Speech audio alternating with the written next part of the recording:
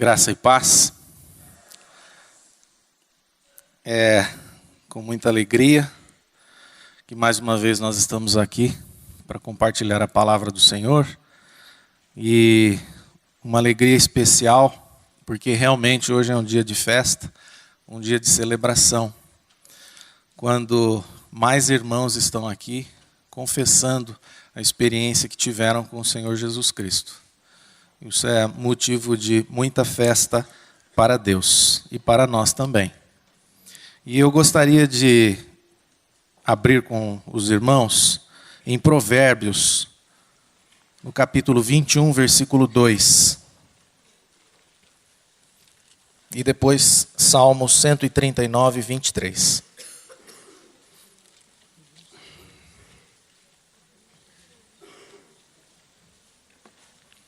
Provérbios 21, 2.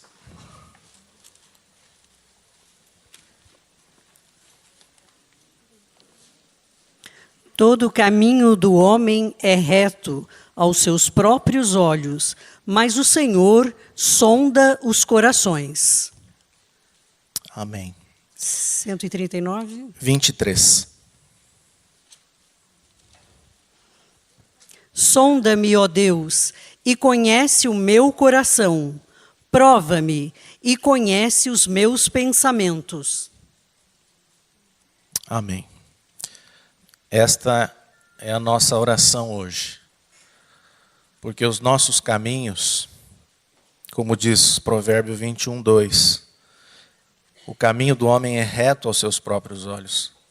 Então que o Senhor esteja sondando o nosso coração nesta noite, para ver se há algum caminho mau. E que Ele esteja falando conosco. Eu queria tratar de um assunto aqui, que tem aquecido o meu coração, mas por uma questão pedagógica, eu gostaria de falar um pouquinho a respeito de um tema que não é teológico, inicialmente. Mas depois vocês vão compreender o porquê disto. Eu queria falar a respeito da fome. Não da fome pela qual o mundo está padecendo, mas do mecanismo da fome. O que é a fome? A fome, ela é uma sensação fisiológica que nós temos e que é necessária para que nós sejamos alimentados, para nos alimentar. Nós temos essa necessidade para que possamos sobreviver. Ela é necessária à vida. O homem, ele precisa alimentar-se. Parece uma coisa óbvia, mas Deus colocou essa sensação porque Ele sabe que nós não iríamos nos alimentar pelo simples fato de termos conhecimento a respeito disso. Pelo simples fato de sabermos que precisamos do alimento para a própria sobrevivência. Mesmo que você saiba, quando você está doente, que você precisa se alimentar, como você não tem fome, você não se alimenta. É sempre assim. Precisa alguém ficar falando para você, você precisa se alimentar. Senão você não vai melhorar da sua doença, senão você não se recupera. Então a fome, ela é essencial à vida. Nós precisamos dela. Sem ela, nós certamente pereceremos. É uma sensação fisiológica que Deus colocou em cada um de nós. É uma condição sine qua non para a vida. Quando nós estamos nessa situação de doença, como eu falei agora, nós não queremos fazer aquilo que nós precisamos. Então, por isso que essa sensação é tão necessária. Ninguém precisa aqui de conhecimento acadêmico, nem de nutrição, para que você se alimente todos os dias. você come e você se alimenta, por causa desta sensação que Deus colocou na sua vida e na minha vida. Então, o que eu gostaria de concluir aqui, em primeiro lugar, é que a fome é essencial à vida. Mas agora entrando um pouquinho mais no nosso assunto, por que eu estou falando isso? Porque Deus colocou nas nossas vidas uma outra fome. Uma fome que também é necessária à nossa vida. É uma fome, eu encontrei aqui 3 palavras para que a gente pudesse resumir isto. Fome por satisfação, fome por segurança e fome por significado. Todos nós temos esta fome, de alguma maneira ou de outra, com mais intensidade ou com menos. Mas nós temos este desejo profundo dentro de nós, por satisfação, por segurança e significado. E eu escolhi essas 3 palavras porque começam com S e são fáceis para que a gente possa gravá-las. Satisfação, segurança e significado. Sa, sé, si. Para que a gente não esqueça disso. O apetite do homem por isto, ele é constante e insaciável. E todos os dias nós queremos aplacar ou saciar esta fome com muitas coisas. Nós queremos saciar a fome de satisfação, de segurança e de significado com pessoas, com coisas, com bens, com relacionamentos, com situações, com conhecimento, com religião, com Deus, com qualquer coisa. Tudo envolve, se você parar um pouco para meditar, tudo envolve esse desejo que nós temos. E nós não percebemos isto, este modo de viver. Por quê? Porque nós fazemos tudo de maneira automatizada. A satisfação, nós diríamos que está relacionada com o desejo que o homem tem por felicidade e por prazer. A segurança, ela está relacionada com a necessidade que todos nós temos de nos sentir protegidos, de nos sentir seguros. E o significado está relacionado com a necessidade que o homem tem de dar ou buscar um sentido para a sua própria vida, uma razão de ser, uma razão de existir. Então, em todas as nossas relações, em todas as nossas decisões e escolhas, tudo que você faz está envolvendo de alguma maneira esta busca, este desejo que nós temos de satisfação, de segurança e significado. E a questão é, onde nós vamos encontrar verdadeiramente felicidade, prazer, proteção e sentido para as nossas vidas? Esse é o ponto. Quem ou o que pode fazer isto por nós de uma maneira perene, de uma maneira efetiva? Existe um preço a ser pago para se obter essa satisfação plena, esta segurança real e este significado verdadeiro? Existe um preço a ser pago para as nossas vidas? Se existe, qual é este preço? Os nossos desejos, esta busca incansável que nós temos, eles, na verdade, esses desejos representam os nossos sonhos. Os desejos que temos são representados muitas vezes pelos próprios sonhos. E quem aqui já não sonhou com a casa própria? Quem aqui já não sonhou em ter uma estabilidade financeira? Quem aqui já não sonhou em ter uma profissão, um trabalho? Quem já não sonhou em constituir uma família, em ter filhos? E estes são todos desejos que nós podemos dizer que são desejos muito legítimos. São desejos verdadeiros e legítimos. E se analisarmos a nossa vida, nós veremos que passamos por toda ela tentando transformar estes sonhos que nós temos em realidade. A nossa vida, nós vamos caminhando e nós vamos buscando isto. Transformando todo esse desejo que nós temos por satisfação, por segurança, por significado, em algo que seja realidade. E estamos dispostos a sacrificar muita coisa para atingir este alvo. Nós mesmos usamos, muitas vezes, o verbo sacrificar para isto. Não, para fazer tal coisa, eu preciso me sacrificar. Para fazer isto ou aquilo, eu vou sacrificar.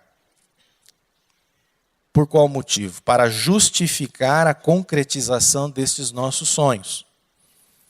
Um exemplo que me veio à mente, que eu anotei aqui, quando os casais desejam dar tudo aos filhos, tudo aquilo que eles nunca tiveram, principalmente no aspecto material. Esforçam-se em seus trabalhos, sacrificam os relacionamentos, o tempo em família, justificando para si mesmos que precisam trabalhar para dar este bem-estar aos filhos. Isso aqui é muito comum e nós vemos com muita frequência todos os nossos amados irmãos que estão envolvidos no ministério de casais e de educação de filhos. Nós vemos com muita frequência os pais chegando, muitas vezes apavorados, precisando de uma ajuda, porque acabaram se perdendo no meio deste processo da educação dos seus filhos, porque inicialmente o objetivo único era o quê? O bem-estar material. Se preocuparam tanto com o bem-estar material que acabaram se ausentando de casa. Então tentam, por um lado, resolver um problema e acabam criando um outro. E isto é o sacrifício que muitas vezes nós fazemos.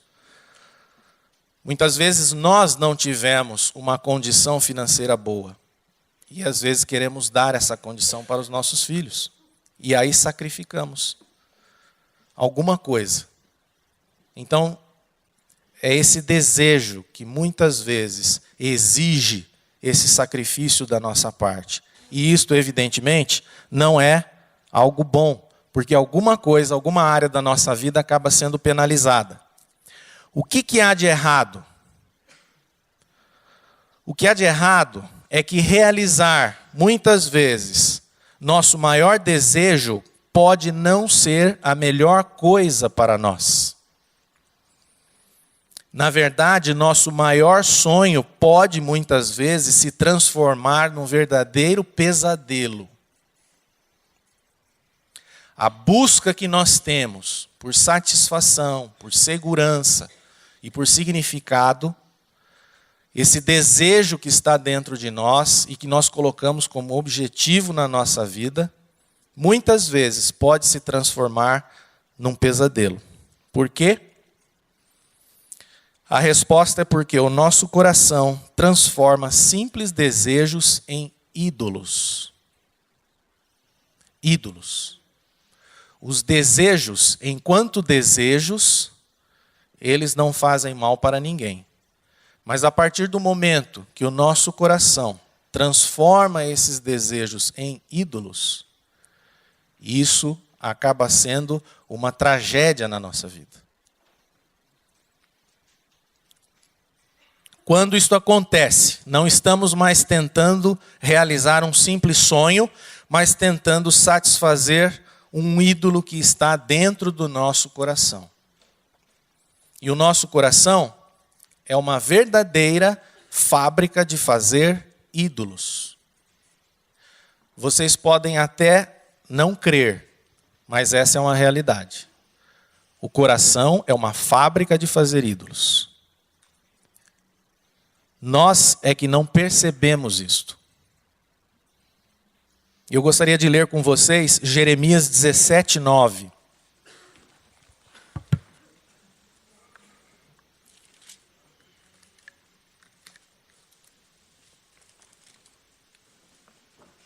Enganoso é o coração, mais do que todas as coisas, e desesperadamente corrupto. Quem o conhecerá?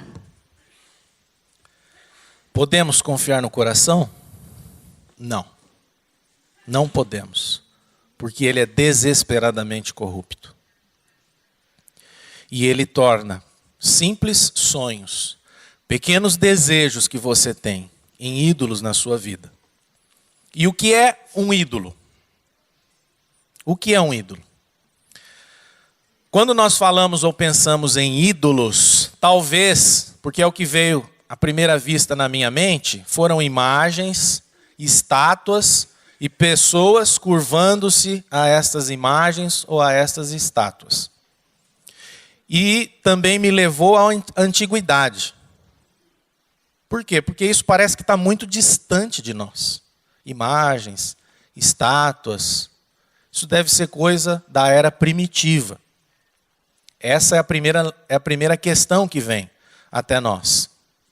Alguém que está adorando e se curvando e venerando uma estátua. E eu queria ler com vocês uma passagem que o apóstolo Paulo explica bem o que é essa questão da idolatria, a razão dela, que está lá em Romanos, no capítulo 1, do versículo 20 ao versículo 25. Essa é uma passagem que o apóstolo Paulo está se referindo ao povo gentio. Porque os atributos invisíveis de Deus, assim o seu eterno poder, como também a sua própria divindade, claramente se reconhece desde o princípio do mundo, sendo percebidos por meio das coisas que foram criadas.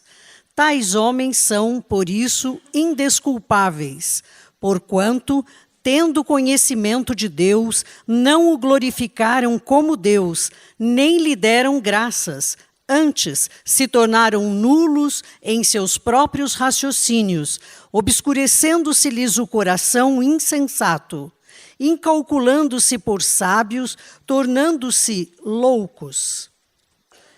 E mudaram a glória do Deus incorruptível em semelhança da imagem de homem corruptível, bem como de aves, quadrúpedes e répteis. Por isso, Deus entregou tais homens à imundícia, pelas concupiscências do seu próprio coração, para desonrarem o seu corpo entre si. Pois eles mudaram a verdade de Deus em mentira, adorando e servindo a criatura em lugar do Criador, o qual é bendito eternamente. Amém. O que está dito aqui pelo apóstolo Paulo? Que os atributos de Deus, invisíveis de Deus, claramente se reconhecem desde o princípio do mundo. Os homens são indesculpáveis por ignorar a Deus. Por quê? Porque basta que nós olhemos para a natureza, para tudo aquilo que foi criado, para que possamos verificar a glória de Deus nas coisas que foram criadas. E isso desde o princípio. E ele diz, mas ali, tendo conhecimento de Deus, eles não glorificaram a Deus. O que eles fizeram? Inculcando-se por sábios, achando-se sábios, eles tornaram-se loucos e mudaram a glória de Deus, que era uma glória incorruptível, no quê? Em semelhança de homem corruptível. E também em aves, quadrúpedes e répteis. O homem não glorificou a Deus, não reconheceu a Deus e fez os seus próprios deuses. Fez homens como deuses, aves como deuses, quadrúpedes como deuses, répteis como deuses. É isso que ele está dizendo aqui. Ele não glorificou a Deus, o homem, e nem tampouco lhe deu graças. O homem passou a adorar a criatura ao invés do Criador. É aqui que ele está se referindo à idolatria, aos ídolos. O homem passou a adorar esses ídolos, mesmo tendo conhecimento de Deus. E essa prática, na prática, tendo o homem rejeitado esse conhecimento acerca de Deus, resolveu fazer os seus próprios deuses e cultuá-los. Na verdade, o homem não quer acabar com a ideia de Deus completamente. Por quê? Porque ele sempre teve essa questão no seu coração. Muito embora ele não reconhecesse o verdadeiro Deus como Deus, ele ainda tinha essa necessidade de glorificar outra coisa como se fosse o seu Deus. O homem não quer Deus como ele de fato é. Mudou a imagem de Deus fabricando seus próprios deuses. Bom, o que é então? E isso é algo que nós podemos ver na história da antiguidade. Se você for analisar, você for estudar a história grega, romana, chinesa, indiana, egípcia, você vai encontrar uma infinidade de deuses. Então, o que é um ídolo? Ídolo é tudo aquilo que é adorado e servido no lugar do Criador. É isso que nós estamos lendo aqui. O ídolo, então, ele é um falso Deus. É algo que foi criado e que os homens colocam no lugar do Criador. E esse algo criado pode ser algo que foi criado pelo próprio Deus ou pelo próprio homem. Ídolo é um falso Deus, quando nós adoramos a criatura ao invés do Criador. E tudo aquilo que tenta tomar o lugar de Deus e a sua honra. Então a idolatria consiste na adoração de um falso Deus. Ela sempre existiu? Sempre. Eu queria ler com vocês lá em Atos, no capítulo 17, versículos 22 e 23. Paulo, quando foi pregar em Atenas, como ele sabia que os atenienses, que os gregos adoravam outros deuses, ele introduziu e apresentou a questão do único Deus verdadeiro como se fosse através de uma inscrição de um Deus desconhecido. Então, Paulo, levantando-se no meio do Areópago, disse: Senhores atenienses, em tudo vos vejo acentuadamente religiosos, porque, passando e observando os objetos de vosso culto, encontrei também um altar no qual está inscrito: ao Deus desconhecido. Pois esse que adorais sem conhecer é precisamente aquele que eu vos anuncio. Então nós vemos que isso era algo que existia realmente. E na antiguidade, o homem adorou de tudo. De tudo o que você puder imaginar, o homem já adorou. Rapidamente, eu levantei e anotei aqui: corpos celestes, elementos naturais, ar, oceano, objetos minerais, plantas, alho, árvores, animais marinhos, serpentes, gado, aves, mamíferos, homens deificados, virtudes deificadas. E um erudito romano que viveu no século 116 a.C., ele teria contado mais de 30.000 deuses pagãos.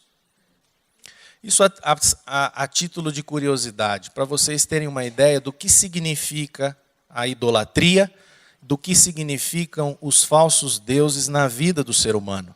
Na própria palavra de Deus, nós vamos encontrar a menção expressa de dezenas de ídolos, principalmente no Velho Testamento. Isso é algo que sempre acompanhou o ser humano. Mas o que a palavra de Deus nos ensina a respeito disto? Êxodo, capítulo 20, versículos 3 a 5.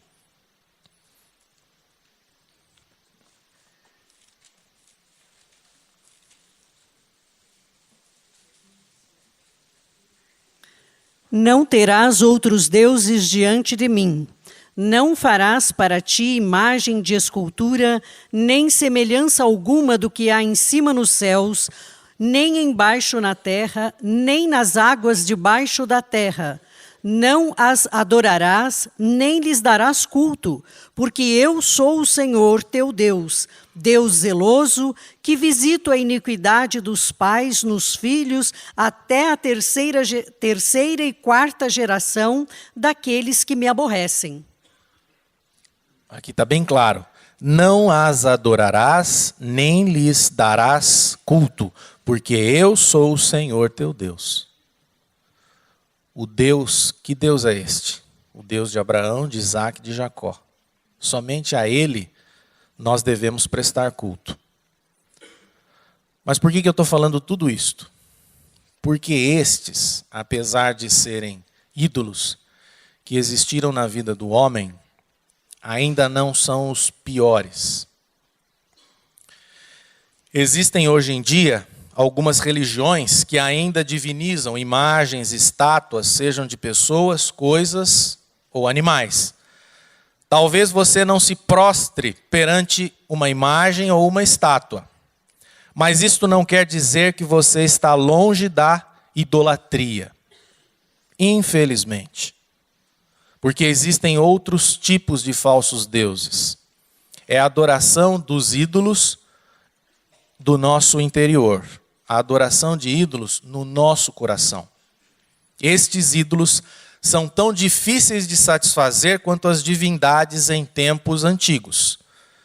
O coração do homem toma estas coisas boas, que são aqueles desejos que nós falávamos inicialmente, aquela busca do homem por satisfação, por segurança e por significado, e transforma em ídolos dentro do nosso coração. Então você não vai se prostrar para imagens, para estátuas. Talvez realmente você não faça isso, mas você pode estar prostrando-se internamente, no seu coração, para pequenos desejos que se transformaram, que são coisas legítimas, e que se transformaram em deuses dentro do seu coração e do meu.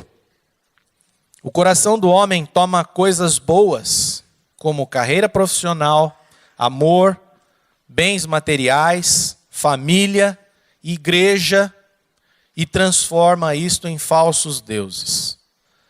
Achamos que os ídolos são coisas ruins, mas isso não é verdade. Por isso é que nunca nós associamos os nossos sonhos com ídolos. Porque quando alguém fala em idolatria, você acha que isso é algo ruim. Mas os meus sonhos são algo muito bom. É algo muito bom. O meu sonho é algo muito bom. Meu sonho é algo legítimo. E você não associa. Mas quanto maior o bem, maior é a tendência de esperarmos que ele satisfaça nossas necessidades e esperanças mais profundas. Quanto maior for este bem no seu coração. São as melhores coisas da vida que podem se transformar num falso Deus em nossa vida. As melhores coisas da vida é que podem se transformar num falso Deus em nossa vida. Nosso coração diviniza estas coisas boas e as transforma no centro da nossa vida, porque achamos que nelas poderemos encontrar o quê? A satisfação, que é a felicidade, o prazer, a segurança, que é a proteção, e o significado, que é a nossa identidade. Então nós olhamos para determinadas coisas e achamos que elas podem satisfazer isto. E aí colocamos nelas algo que elas não possuem, que é a divindade. Nós divinizamos cada uma dessas coisas boas. E o problema é que um falso Deus não pode te dar absolutamente nada disso. O falso Deus não vai nunca te dar esta satisfação, esta segurança e esse significado. Por quê? Porque o falso Deus é algo que foi criado. E nós falávamos aqui que apenas o Criador pode dar efetivamente alguma coisa. Apenas o Criador é Senhor de todas as coisas. As coisas criadas não podem. Nada do que foi criado pode completar ou pode te dar ou saciar a sua fome por satisfação, segurança e significado. Somente o Criador, o Deus de Abraão, Isaque e Jacó, é que pode nos dar alguma coisa. Porque os falsos deuses sempre nos desapontam. E como é que nós podemos identificar um ídolo ou um falso deus na nossa vida? Eu elenquei aqui 4 itens aqui, que podem nos ajudar a identificar um falso deus no nosso coração. O primeiro deles, o ídolo, é qualquer coisa que seja mais importante que Deus para você. Qualquer coisa que você ame, que você confie ou que você obedeça mais que a Deus. Qualquer coisa. Se existe algo que você e eu, que nós amamos, que nós confiamos ou que nós obedecemos mais que a Deus, isso já é um ídolo, já é um falso Deus no nosso coração. E nós temos que olhar para aquelas coisas que são legítimas, para aquelas coisas que são boas aos nossos olhos. Não são as coisas ruins. Eu queria ler 3 versículos que falam sobre o amor, a confiança e a obediência. O primeiro deles é Mateus 22, 37.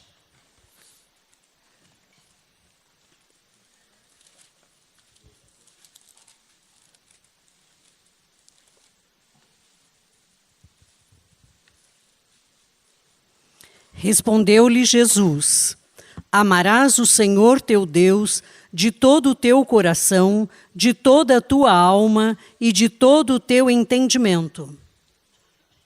Jeremias 17, 7.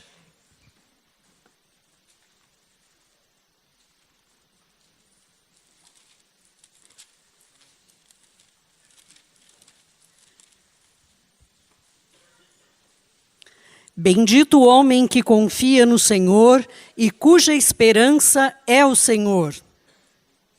Amém. E 1 Samuel 15, 22. Isto aqui, amados, é coisa muito séria.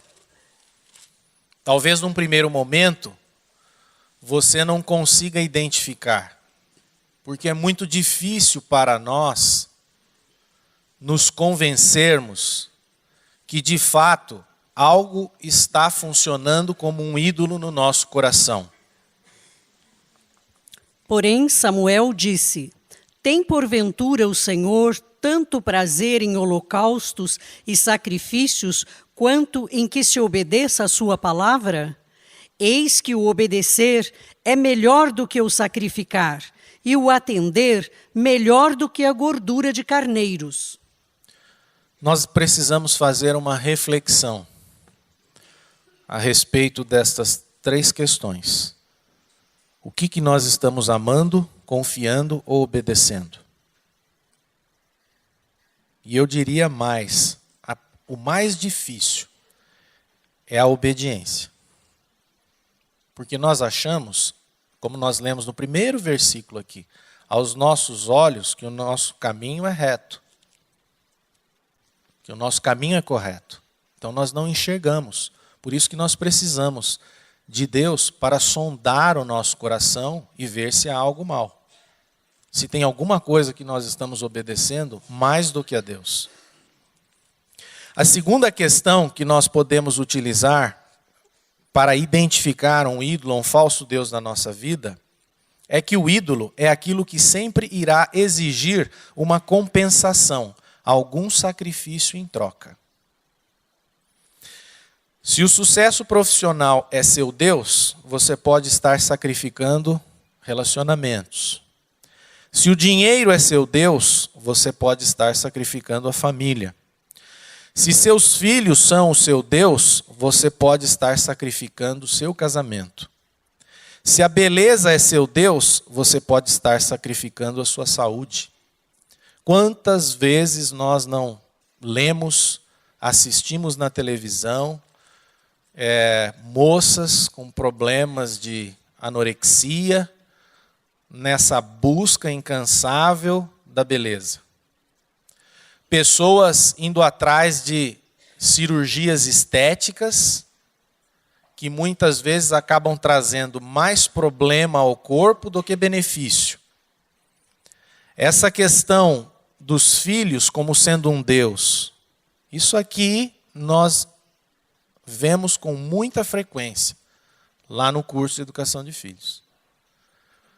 Não é raro nós ouvirmos o seguinte testemunho, que o casal estava indo para um caminho totalmente errado, onde o casamento estava sendo sacrificado, sem os pais perceberem.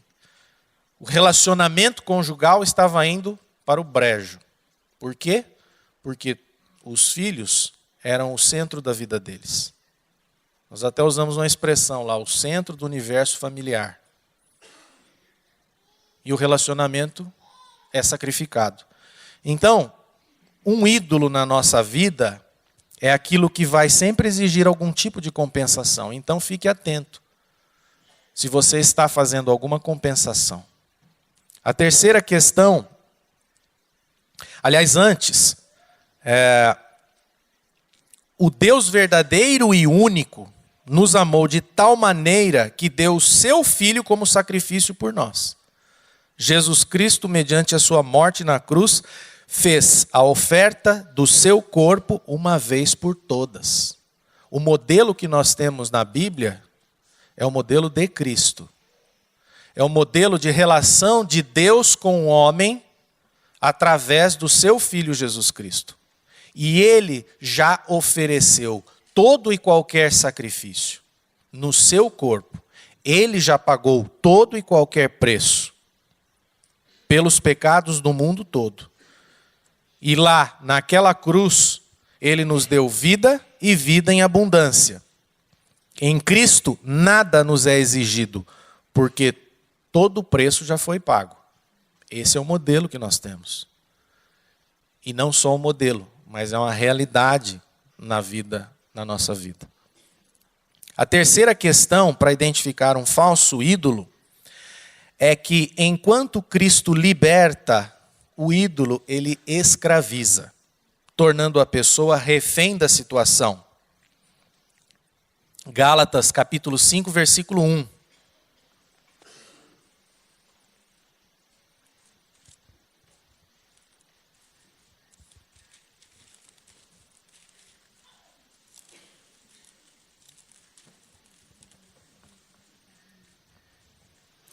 Para a liberdade foi que Cristo nos libertou. Permaneceis, pois, firmes, e não vos submetais de novo a jugo de escravidão. Amados, Cristo nos libertou. Nós não estamos mais debaixo do jugo da escravidão. Nós não estamos mais presos a nada. Agora, se nós estamos agindo desta maneira, escravizados por alguma coisa, é esta coisa que nos tem feito ou que tem nos tornado escravos. É esta coisa que pode ser o quê? Um ídolo, um falso Deus na minha vida e na sua. O apóstolo Paulo deixa muito claro, foi para a liberdade que Cristo nos libertou. Quando nós centralizamos a nossa vida em um ídolo, nós nos tornamos o quê? Dependentes desse ídolo. Quando o dinheiro é um ídolo na nossa vida, nós nos tornamos dependentes dele. O dinheiro é o exemplo mais prático e mais fácil. Mas existem outras coisas também que nos tornam dependentes.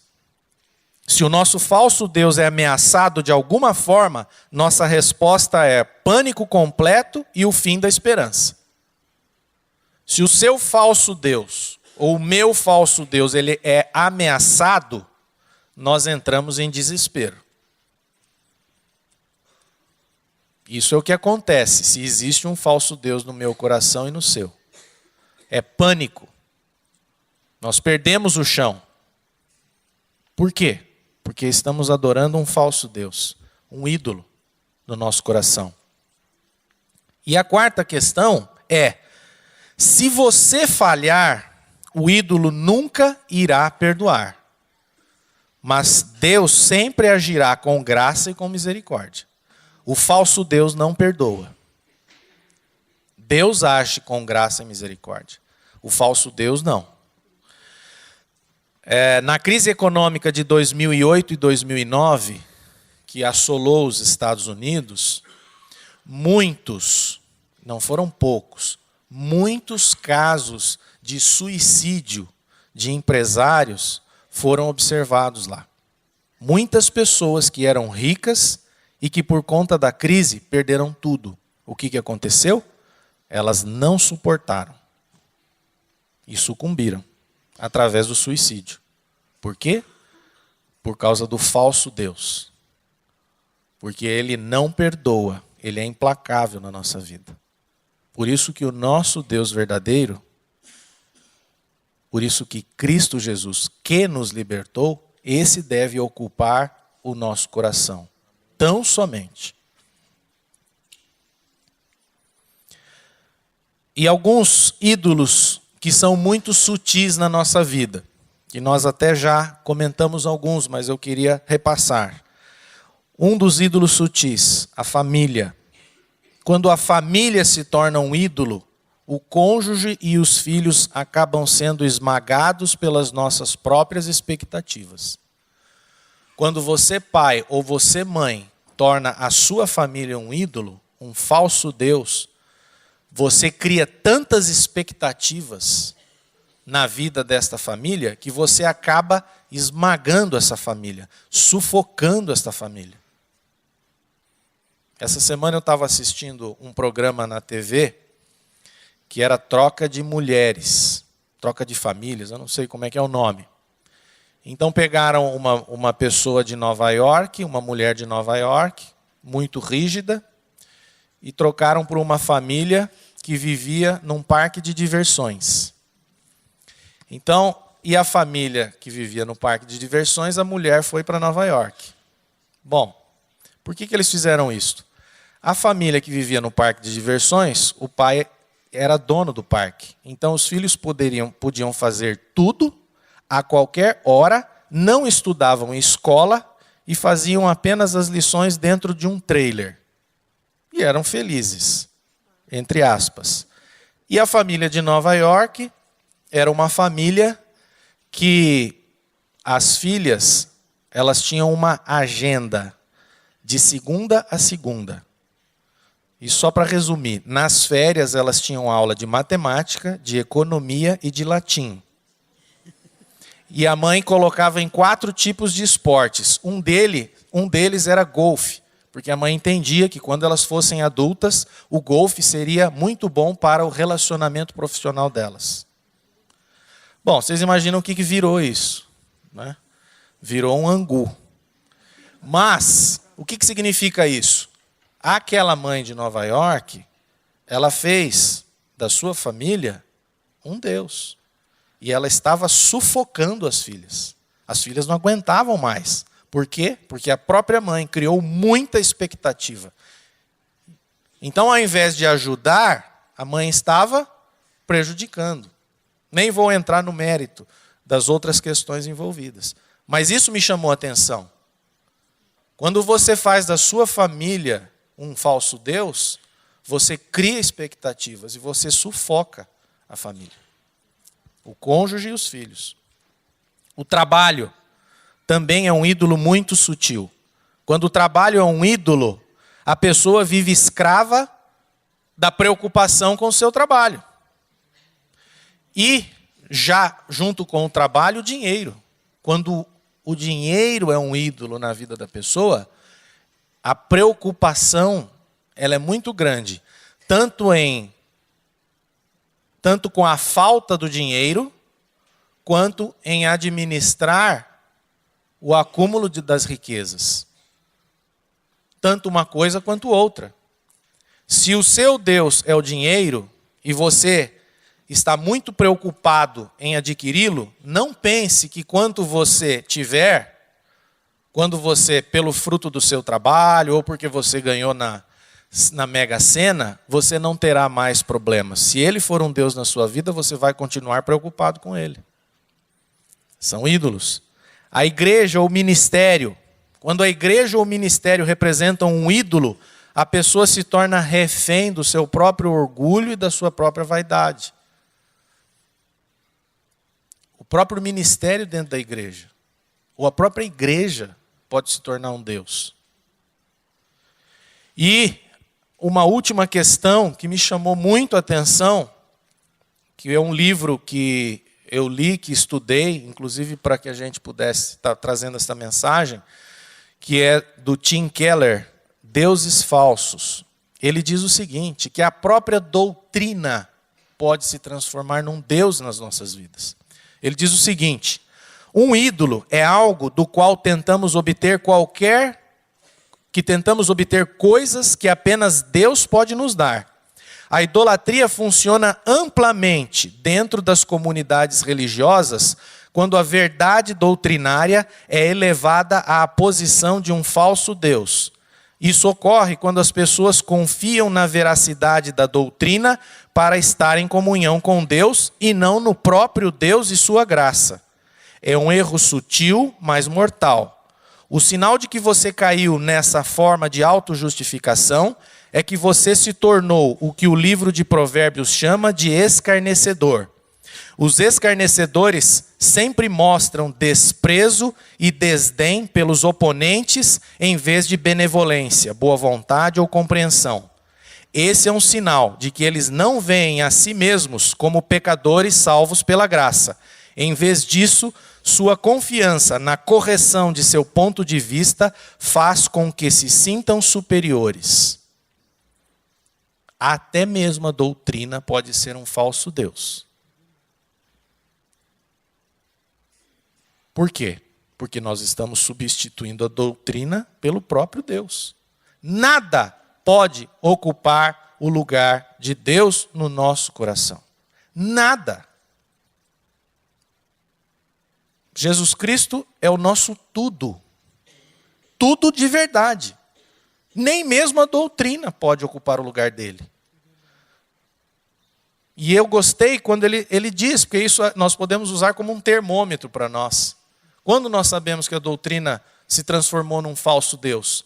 Quando você olha por um irmão, ou que não pensa igual, ou que pensa errado, e você age com desdém, e não com benevolência. Porque se Cristo está no coração, no seu coração, você vai agir com amor, com misericórdia, e não com desdém ou desprezo. Esses são alguns ídolos sutis. E eu queria lembrar aqui da história de Abraão e de Isaac. Nós já estamos terminando. A questão da idolatria não é amar demais aquelas coisas ou pessoas que são importantes para você e para mim, mas amar Deus de menos em relação a elas. Não há nenhum problema em você amar certas coisas. A questão é você amar Deus de menos em relação a estas coisas, em relação a esses desejos, em relação a estas coisas que realmente são relevantes para você e para mim. Você pode amar e muito. Eu amo muito os meus filhos. Quem não ama? Mas eu não posso amar Deus de menos em relação a eles, porque senão eles se tornam ídolos da minha vida. E isso é ruim para mim e é ruim para eles também. Isaac, será que Isaac era muito importante para Abraão? Pensem bem. Isaac é o filho da promessa. Abraão teve Isaac na sua velhice. Ele era importante? Eu acho que ele era muito importante para Abraão. Mas mesmo assim, Isaac não poderia estar ocupando o lugar de Deus no coração de Abraão. Por quê? Porque toda idolatria, ela é destrutiva. A partir dessa perspectiva, vemos que o tratamento extremamente duro que Deus deu para Abraão era, na verdade, o quê? Um ato de misericórdia na vida de Abraão. Para que ele fosse salvo desta provável idolatria. Talvez Isaac estivesse se tornando um Deus na vida de Abraão. Deus viu o sacrifício de Abraão e disse, Gênesis capítulo 22, versículo 12.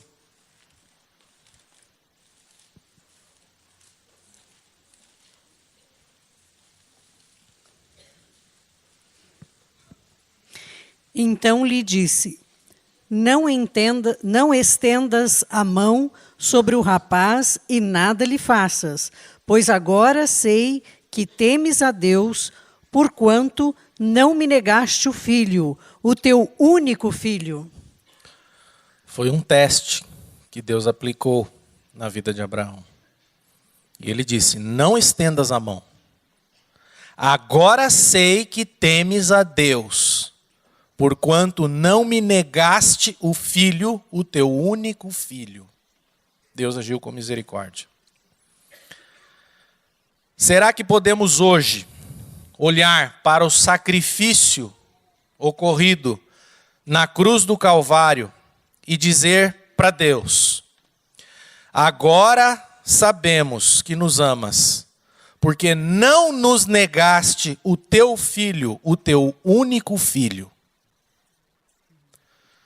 Vocês vejam o que Deus fez. Ele não permitiu que aquilo acontecesse na vida de Isaac. E disse, agora sei que tu me amas, porque não me negaste o teu único filho. E sabe o que Deus fez na minha vida e na sua? Ele não poupou o seu único filho. Ele não fez aquilo que aconteceu com Abraão e Isaac. Deus não poupou o seu único filho. Será que nós podemos dizer isto? Eu sei que tu me amas, Senhor, porque tu não me negaste o teu único filho. O único filho de Deus foi entregue na cruz do Calvário para me salvar, para te salvar, para salvar todos aqueles que foram chamados e nos libertar da escravidão do pecado. Deus poupou Isaac do sacrifício e agiu com misericórdia sobre a vida de Abraão, mas não poupou o seu próprio filho na cruz numa demonstração inequívoca do seu amor por nós. Romanos 8:32. Eu gostaria de ler com vocês. Será que nós temos esse entendimento? Podemos compreender esta verdade? Aquele que não poupou o seu próprio filho, antes por todos nós o entregou, porventura não nos dará graciosamente com ele todas as coisas? Será? Ele deu seu próprio filho, ele não vai dar graciosamente para nós tudo aquilo do que nós necessitamos? Tudo aquilo que representa satisfação, segurança e significado? Nós vamos encontrar o homem, ele vive na busca de satisfação, de segurança e significado. Mas quando nós estamos em Cristo, e debaixo da graça de Deus, nós encontramos satisfação, segurança e significado. A nossa satisfação, ela está no gozo de Cristo. Eu queria ler com vocês João 15:11.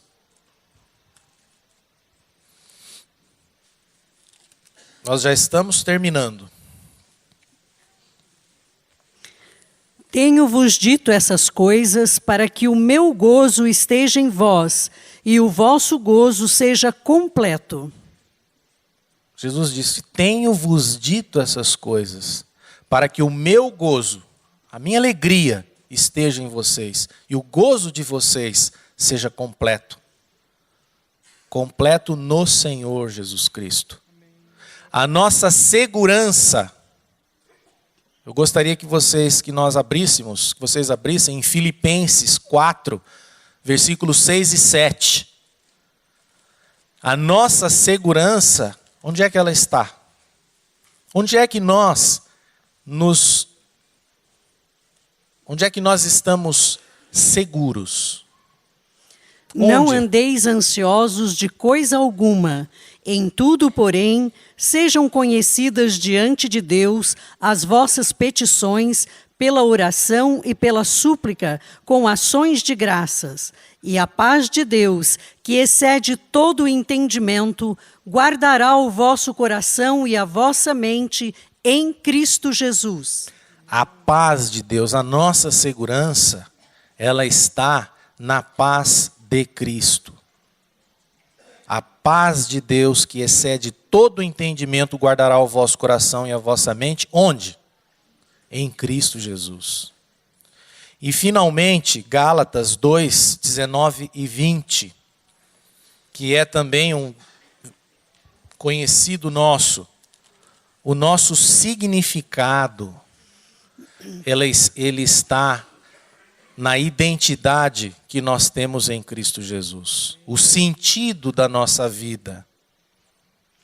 Porque eu, mediante a própria lei, morri para a lei, a fim de viver para Deus. Estou crucificado com Cristo. Logo, já não sou eu quem vive, mas Cristo vive em mim. E este viver, que agora tenho na carne, vivo pela fé no Filho de Deus, que me amou e a si mesmo se entregou por mim. Amém. Logo, já não sou eu quem vive, mas é Cristo que vive em mim. É isto que nos dá significado para as nossas vidas. É isso que dá sentido para as nossas vidas. É a nossa identidade em Cristo. Os ídolos não podem ser simplesmente removidos. Eles precisam ser substituídos. Cristo deveria ser o nosso maior tesouro, pois apenas nele podemos encontrar plena satisfação, segurança e significado. Somente em Cristo a nossa fome é saciada. Fora dele, nós estaremos sempre buscando e não encontrando esta satisfação, esta segurança e este significado. E para encerrar, um último versículo aqui, em João, no capítulo 6, versículos 32 a 35. Que fala a respeito desta nossa fome, que pode apenas ser saciada por Cristo. Por quê? Replicou-lhes Jesus: em verdade vos digo, não foi Moisés quem vos deu o pão do céu. O verdadeiro pão do céu é meu Pai quem vos dá. Porque o pão de Deus é o que desce do céu e dá vida ao mundo. Então lhe disseram: Senhor, dá-nos sempre desse pão. Declarou-lhes, pois, Jesus: eu sou o pão da vida. O que vem a mim jamais terá fome, e o que crê em mim jamais terá sede. Quem que é o pão da vida que desceu do céu para saciar a nossa fome? É Jesus Cristo. Só Ele vai poder satisfazer você, só Ele vai poder dar segurança a você e significado a você. Mais ninguém. Qualquer outra coisa representa um falso Deus, representa um ídolo na sua vida, no seu coração e no meu. Só é seguro, uma última coisa, só é seguro manter uma coisa em nossa vida se ela realmente deixou de ser um ídolo. Isso acontece quando estamos realmente dispostos a viver sem ela. Só é seguro manter uma coisa em nossa vida se ela realmente deixou de ser um ídolo. E isso só acontece se você estiver disposto a viver sem ela. Você não percebe que Cristo é tudo de que precisa até que Cristo seja tudo o que você tem. E a nossa oração é que nós possamos sempre descansar na certeza de que Cristo é tudo daquilo que nós precisamos. Amém? Amém. A mensagem que você acabou de assistir faz parte do Ministério de Comunicação Palavra da Cruz. Temos um grande acervo de estudos bíblicos em áudio e vídeo. Distribuímos também, gratuitamente, o jornal mensal Palavra da Cruz. Entre em contato conosco pelo fone fax 0 operadora 43 3322 3037 ou pelo e-mail com@palavradacruz.com.br. Visite-nos também pelo site www.palavradacruz.com.br. Graça e paz.